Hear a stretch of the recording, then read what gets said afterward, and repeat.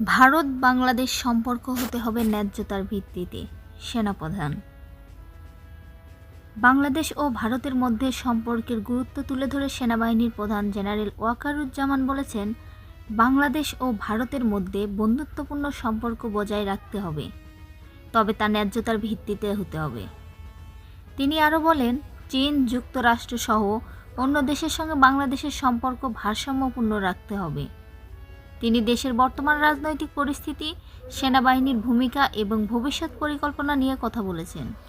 তিনি বলেছেন, 2024 সালের জুলাইয়ে ঘটিত গণ অভ্যুত্থান দেশের জন্য একটি ঐতিহাসিক মুহূর্ত ছিল, যা দেশে নতুন সম্ভাবনা ও পরিবর্তনের সূচনা করেছে।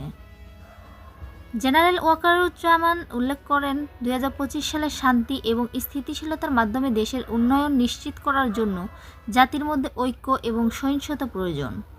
তিনি আরও বলেন, সেনাবাহিনী সরকারের সহায়তায় কাজ করছে এবং সবসময় দেশের স্বার্থে সহায়তা করবে।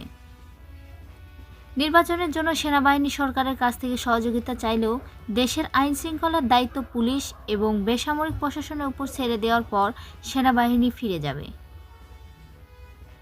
জেনারেল ওয়াকারুজ্জামান বলেন, রাজনৈতিক দলগুলোর মধ্যে ঐক্যমত ও সংস্কারের ব্যাপারে তিনি আশাবাদী।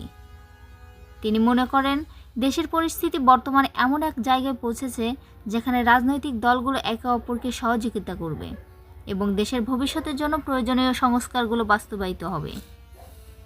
তিনি এও উল্লেখ করেন যে অতীতে সেনাবাহিনী রাজনীতিতে হস্তক্ষেপ করেছিল, তবে বর্তমানে সেনাবাহিনী রাজনৈতিক ক্ষেত্রে কোনোরূপ হস্তক্ষেপ করবে না এবং শুধুমাত্র আইন শৃঙ্খলা রক্ষার জন্য কাজ করবে। সবশেষে তিনি জনগণের প্রতি আহ্বান জানিয়ে বলেন, এই কঠিন সময়ে ধৈর্য ধারণ করতে হবে এবং রাজনৈতিক দলগুলোর জন্য উপযুক্ত পরিবেশ তৈরি করতে হবে, যাতে তারা দেশের সংকট সমাধানে এগিয়ে আসতে পারে। প্রতিবেদন ও কণ্ঠ আরজিনা আক্তার, ডিজিটাল ডেস্ক, আমার সোনা দেশ, ঢাকা।